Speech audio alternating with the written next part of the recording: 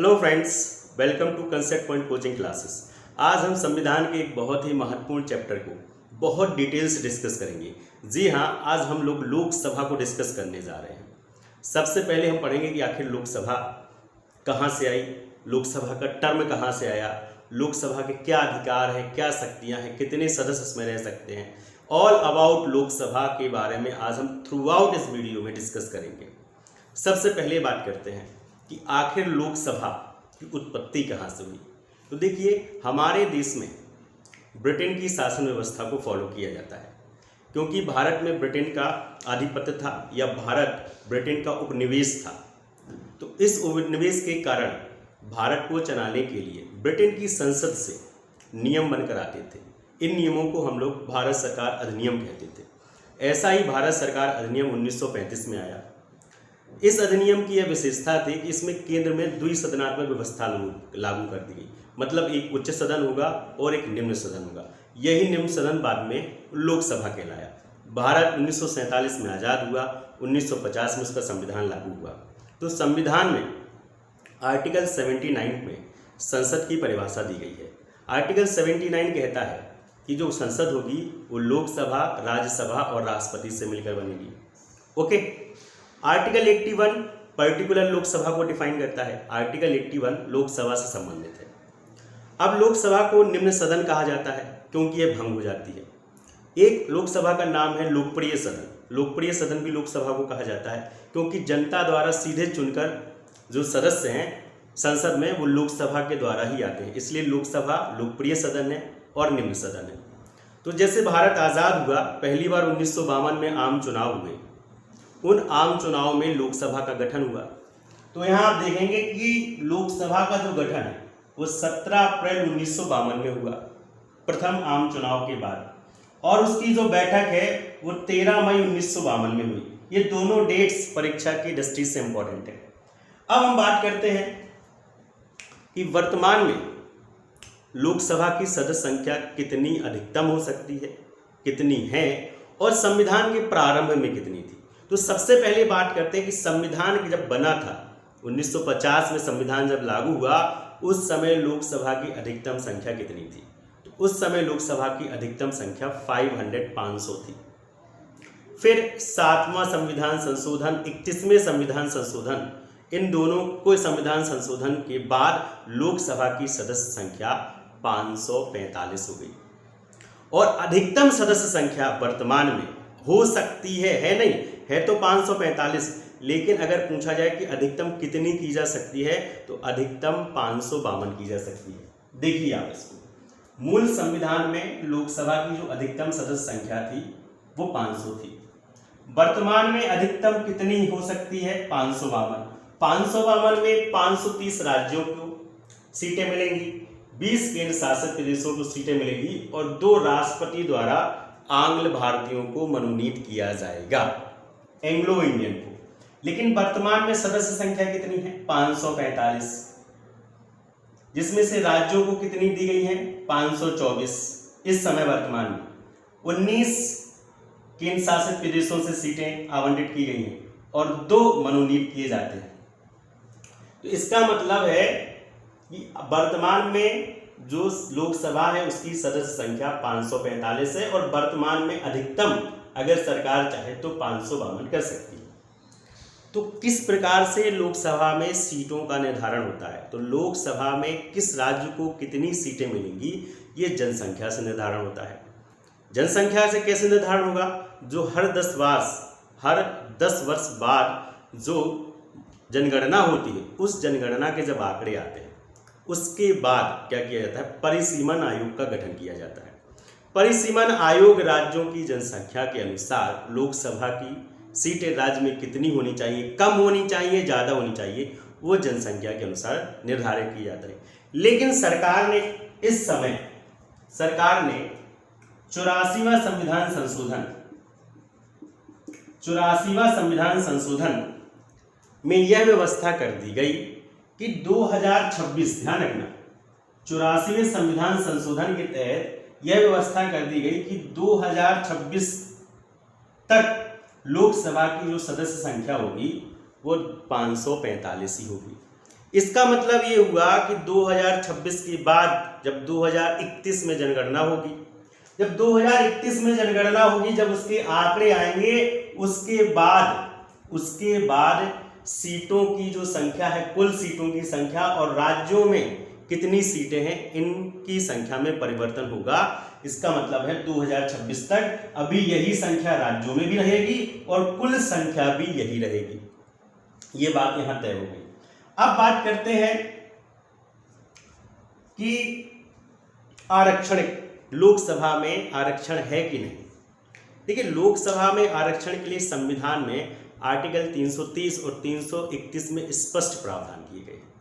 Article 330 कहता है कि लोकसभा में अनुसूचित जाति और अनुसूचित जनजाति को आरक्षण दिया जाएगा, आर्टिकल 330 कहता है।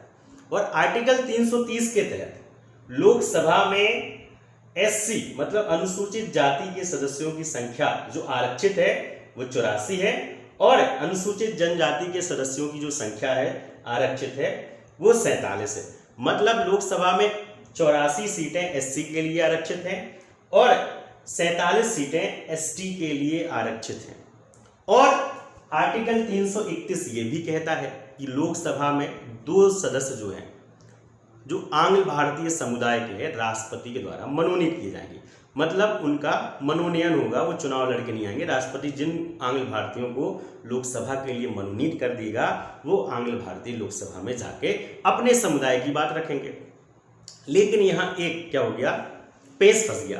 क्या कि अभी सरकार ने क्या किया, आपको पता है जो रिजर्वेशन की जो पॉलिसी है, जब संविधान बना था तो इस रिजर्वेशन की पॉलिसी को 10 वर्ष के लिए रखा था। हर 10 वर्ष बाद संविधान में संशोधन करके इसे बढ़ाया जाता है। अभी क्या है, लेटेस्ट में 104वां संविधान संशोधन हुआ 2020 में। इसमें क्या हुआ, इसमें आरक्षण को 2030 तक बढ़ा दिया गया, मतलब 10 वर्ष की। लेकिन इस आरक्षण में सरकार ने क्या किया, जो आंग्ल भारतीयों को 2 सीटें दी जाती थी इस संविधान संशोधन के तहत, उन सीटों को अभी सरकार ने क्या कर दिया, रोक दिया है। मतलब वर्तमान में 104वां संविधान संशोधन करके सरकार ने जब आरक्षण को बढ़ाया तो लोकसभा में जो 2 आंग्ल भारतीयों का आरक्षण होता था उस आरक्षण को भी सस्पेंड कर दिया है। मतलब ये उन्हें नहीं दिया है।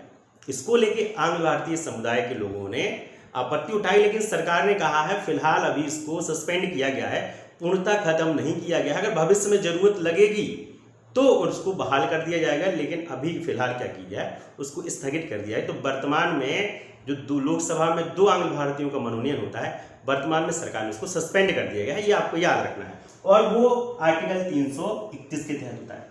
और ये आर्टिकल 334 क्या कहता है, आर्टिकल 334 ये 10 वर्ष बाद जो रिजर्वेशन की व्यवस्था है इससे संबंधित है।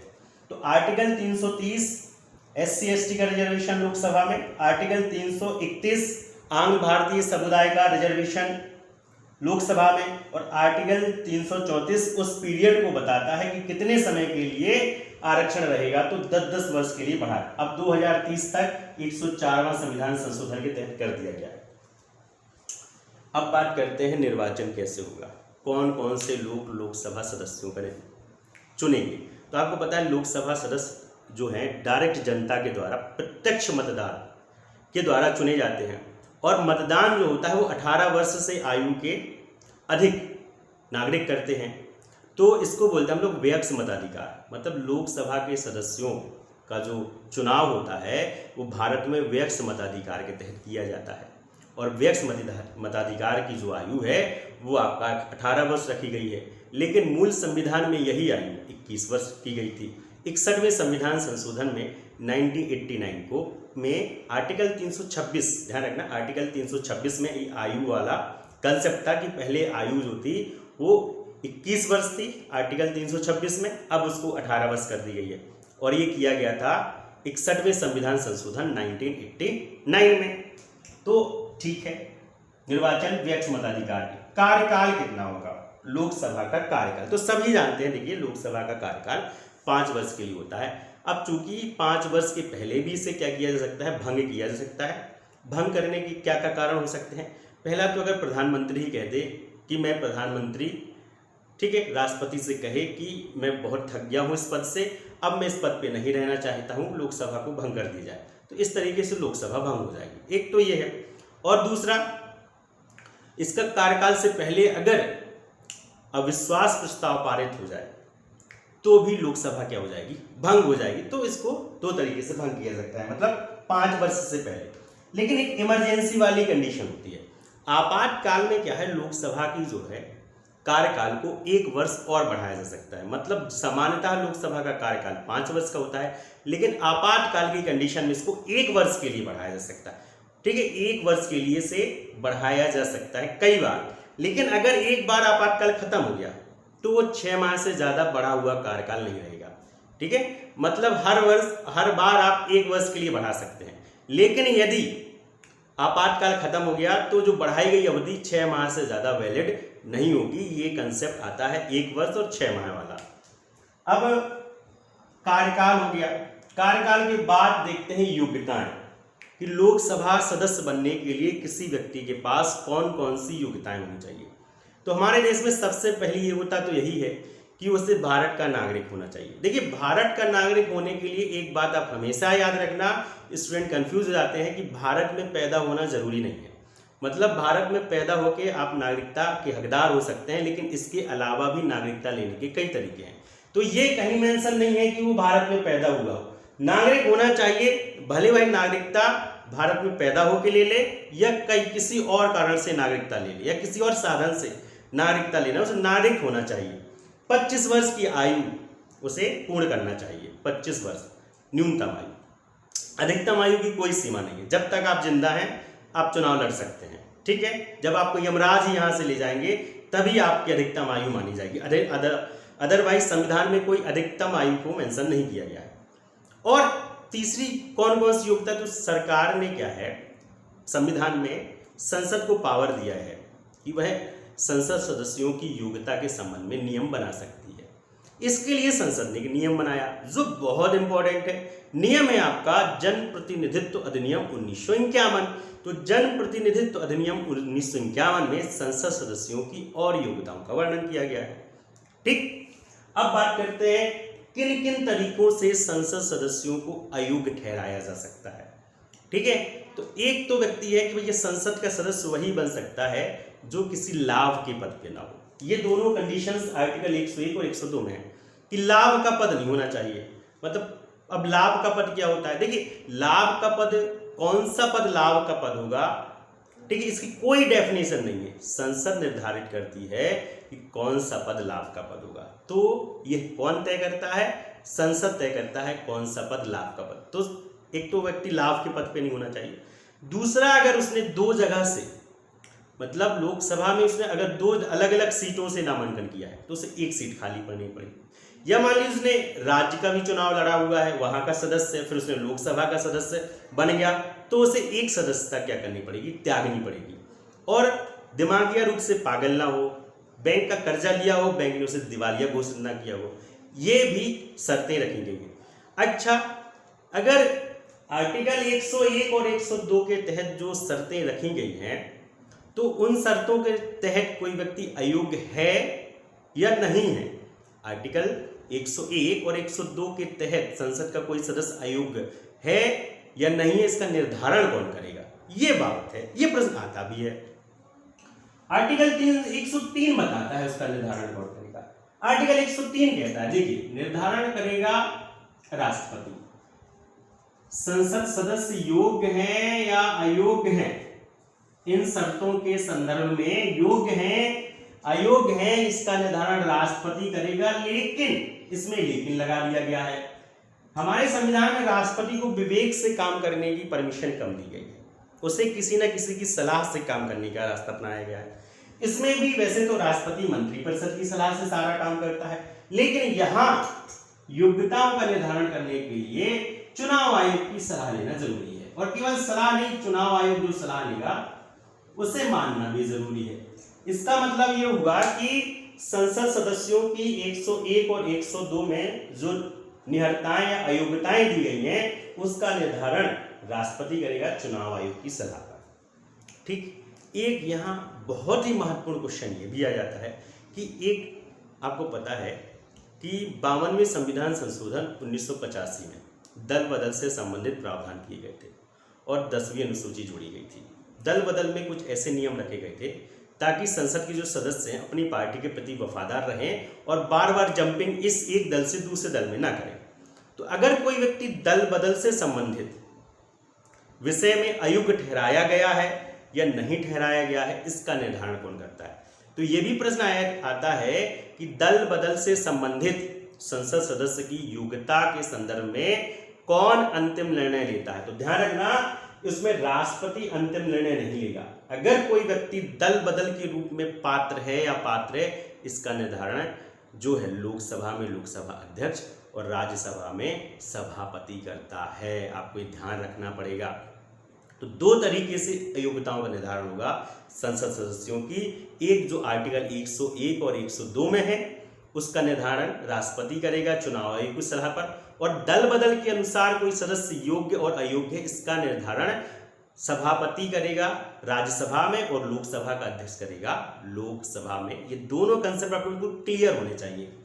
चलिए अब हम बात करते हैं बैठक की।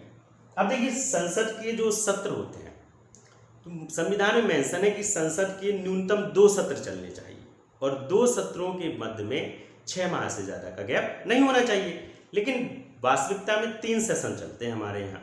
ठीक है, जब 3 सेशन चल रहे हैं तो 6 माह से ज्यादा का गैप तो हो ही नहीं सकता, तो 3 सेशन चल रहे हैं। हाँ, अब यहाँ ये बात हो सकती कि सेशन बुलाता कौन है। देखिए, सेशन बुलाता है राष्ट्रपति और सेशन को खत्म भी राष्ट्रपति करता है। तो सत्र को बुलाना उसको बोलते हैं सत्र आहूत करना, और सत्रावसान करना सत्र को खत्म करना, ये दोनों काम राष्ट्रपति करता है। ध्यान रखना, यहाँ लोकसभा अध्यक्ष और सभापति की कोई भूमिका नहीं है। लेकिन हाँ, अगर पूछा जाए कि सत्र को स्थगित कौन करता है, स्थगन क्या होता है? मतलब 2 घंटे के लिए पोस्टपोन कर देना, बहुत हंगामा हो रहा है, लोग कोऑपरेट नहीं कर रहे हैं, ठीक है, अस्त व्यस्त की कंडीशन है, टेबल कुर्सियां मार रहे हैं, कागज फाड़ रहे हैं, ठीक है, अगर ऐसी कंडीशन है तो सभापति या लोकसभा अध्यक्ष वो क्या करेगा? 2 घंटे के लिए, 2 दिन के लिए वो क्या कर देगा? स्थगित कर देगा। तो स्थगित का मतलब होता है अस्थायी रूप से रोक देना। तो स्थगन का जो अधिकार है वो लोकसभा अध्यक्ष और सभापति को है, जबकि सत्र पूरा सत्र ही खत्म करने का अधिकार वो केवल राष्ट्रपति को है। इन दोनों में आपको कंफ्यूज नहीं होना है। चलिए अब बात करते हैं शपथ। अब सभी लोग मान लीजिए चुनाव लड़के आए, नए नए आए, कुछ पुराने रिपीटेड हो गए। अब सब लोग आए तो उनको शपथ कौन दिलाएगा? सब चुनाव लड़के आए, भैया कोई तो है नहीं है जो चुनाव लड़के नहीं आया लोकसभा में। तो फिर क्या होता है? ऐसे में प्रोटेम स्पीकर चुना जाता है, जिसको हिंदी में तात्कालिक अध्यक्ष बोलते हैं, क्योंकि तत्काल अध्यक्ष बन गया तो प्रोटेम स्पीकर। तो प्रोटेम स्पीकर किसे बनाया जाएगा? तो जो सबसे वरिष्ठ होगा, वरिष्ठता मतलब जो सबसे ज्यादा बार चुनाव लड़के आया है, वो जिसे लोकसभा का अनुभव ज्यादा हो चुका है, तो सबसे वरिष्ठ व्यक्ति को राष्ट्रपति क्या करता है? प्रोटेम स्पीकर बना लेता है। वो प्रोटेम स्पीकर क्या करेगा? उस पहले दिन सबको शपथ दिलाएगा। तो संसद सदस्यों को शपथ कौन दिलाता है? प्रोटेम स्पीकर, ठीक है, और उसकी अध्यक्षता भी पहले दिन करता है।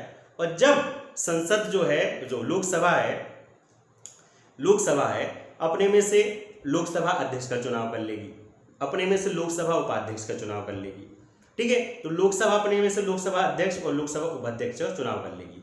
अब लोकसभा अध्यक्ष और उपाध्यक्ष को वही वेतन भत्ते दिए जाते हैं जो केंद्रीय मंत्रियों को दिए जाते हैं। तो लोकसभा अध्यक्ष उपाध्यक्ष का जो दर्जा होता है वो केंद्रीय मंत्रियों का होता है। तो देखिए, शपथ हो गई, संसद सदस्यों की शपथ प्रोटेम स्पीकर ने ली। फिर लोकसभा अध्यक्ष, तो यहाँ एक प्रश्न और एग्जाम में पूछा जाता है, क्या लोकसभा अध्यक्ष को शपथ कोई दिलाता है कि नहीं? तो लोकसभा अध्यक्ष और उपाध्यक्ष की कोई शपथ नहीं होती। ध्यान रखना, उसकी अलग से कोई शपथ नहीं होती। वो संसद के सदस्य के रूप में शपथ लेते हैं और संसद के सदस्य के रूप में उनको शपथ स्पीकर दिलाता है। ये बात आपको अच्छे से याद रखनी है, ठीक है। अब काम क्या है? अब आप सब जानते हैं लोकसभा अध्यक्ष के काम, जो कि हम लोकसभा यहाँ पढ़ रहे हैं। लोकसभा अध्यक्ष एक तो अध्यक्षता करता है, लोगों को बोलने की अनुमति देता है। जो संसद सदस्य हैं अपने क्षेत्र की समस्याएं उठाते हैं उनको बोलने की अनुमति देता है, उनका समय निर्धारित करता है, ठीक है लोग, और संसद की कार्यवाही सुचारू रूप से चलती रहे इसके लिए नियम बनाता है। कोई संसद सदस्य अगर अमर्यादित भाषा का प्रयोग करता है तो उसको रोकता है। अगर वो नहीं मानेगा तो उसको सस्पेंड कर दिया जाएगा, 4 दिन के लिए, 5 दिन के लिए उसको निलंबित कर दिया जाएगा, ठीक है। ये काम वो करता है। और अगर कोई संसद का, अगर लोकसभा का कोई सदस्य 60 दिन तक बिना अनुपस्थिति के, बिना सूचना के बिना कोई सूचना दिए 60 दिन से ज़्यादा अनुपस्थित है तो उसकी संसद की सदस्यता को भी खत्म कर सकता है। ध्यान रखना, 60 दिन एग्जाम में भी आ चुका है क्वेश्चन। और क्या काम करता है, कौन सा विधेयक, ये इंपॉर्टेंट क्वेश्चन है, देखिए कौन सा विधेयक धन विधेयक है, ये प्रमाणित भी लोकसभा का अध्यक्ष करता है। और लोकसभा का अध्यक्ष जब संयुक्त बैठक बुलाई जाती है, लोकसभा और राज्यसभा की जब संयुक्त बैठक बुलाई जाती है, आर्टिकल 108 के तहत राष्ट्रपति जब इस आशय प्रस्ताव पारित करता है तो क्या किया जाता है, उसकी अध्यक्षता भी लोकसभा अध्यक्ष करता है। ये लोकसभा अध्यक्ष के प्रमुख काम है और उसकी अनुपस्थिति में ये सारे काम क्या करता है, लोकसभा उपाध्यक्ष करता है। और अगर मत बराबर हो रहे हैं, किसी बिल पे लोकसभा में वोटिंग कराई गई और मत बराबर होते हैं तो निर्णायक मत भी वही देता है, जिसे हम लोग कास्टिंग वोट बोलते हैं। तो ये लोकसभा अध्यक्ष के काम हो गए। अब हम लोकसभा की बोलते हैं शक्तियां, कि लोकसभा को कौन कौन सी शक्तियां प्राप्त हैं। देखिए, अध्ययन के लिए हमने लोकसभा की जो शक्तियां हैं उसको 3 हिस्सों में बांट दिया। एक तो बोलते हैं हम लोग व्यवस्थापिका संबंधी शक्ति। व्यवस्थापिका का मतलब होता है विधि या कानून बनाने संबंधी समिति, पहला। दूसरा कार्यपालिका संबंधी शक्ति और तीसरा वित्तीय शक्तियां। ये इंपॉर्टेंट है। देखिए, सबसे पहले बात करते हैं लोकसभा जो है, आपको पता है लोकसभा संसद का एक अंग है और संसद का मतलब होता है कानून निर्माण करने वाली संस्था। तो कानून निर्माण का काम क्या करती है, लोकसभा राज्यसभा मिलके करती है और राष्ट्रपति क्या करता है, उसमें जब साइन कर देता है तो फाइनल हो जाता है। तो कानून बनाना लोकसभा का काम है। अब कानून बनाने के लिए बिल डायरेक्ट भी लोकसभा में आ सकता है या बिल राज्यसभा से पास होकर भी लोकसभा में आ सकता है। पहला काम, कानून निर्माण का काम लोकसभा करती है राज्यसभा के सहयोग से। और दूसरा है संयुक्त अधिवेशन। देखिए, संयुक्त अधिवेशन में लोकसभा ज़्यादा पावरफुल हो जाती है। क्यों? संयुक्त अधिवेशन में दोनों को बुलाया जाता है तो लोकसभा की सदस्य संख्या ज़्यादा है और चूंकि साधारण बहुमत से फैसला लिया जाता है। अब चूंकि जिसका बहुमत, जिसकी संख्या ज़्यादा होगी उसी की ही चलेगी, तो लोकसभा की जो सदस्य संख्या होती है राज्यसभा से लगभग डबल होती है। इसलिए जब भी ज्वाइंट सेशन बुलाया जाता है तो लोकसभा जो है वहाँ पावरफुल दिखाई देती है और इसकी अध्यक्षता भी लोकसभा अध्यक्ष करता है। कार्यपालिका संबंधी शक्ति का मतलब होता है कि जो लोकसभा है वो सरकार पे कैसे नियंत्रण रखती है। तो इसके लिए आपको एक क्वेश्चन जो है बहुत बार बार रिपीट होता है आर्टिकल 75(3) में, कि सामुदायिक उत्तरदायित्व का सिद्धांत क्या है। मतलब क्या है, जो सरकार है जिसको हम मंत्रिपरिषद बोलते हैं, तो मंत्रिपरिषद लोकसभा के प्रति क्या होती है, जिम्मेदार होती है। मतलब जब तक लोकसभा का विश्वास है, मंत्रिपरिषद पर विश्वास है, तब तक मंत्रिपरिषद जो है वो काम कर सकती है। जिस दिन विश्वास खत्म हो गया उस दिन मंत्रिपरिषद खत्म हो जाएगी। ठीक, तो कहीं ना कहीं लोकसभा क्या है, मंत्रिपरिषद पे कंट्रोल करती है और मंत्रिपरिषद उसके प्रति उत्तरदायी होती है।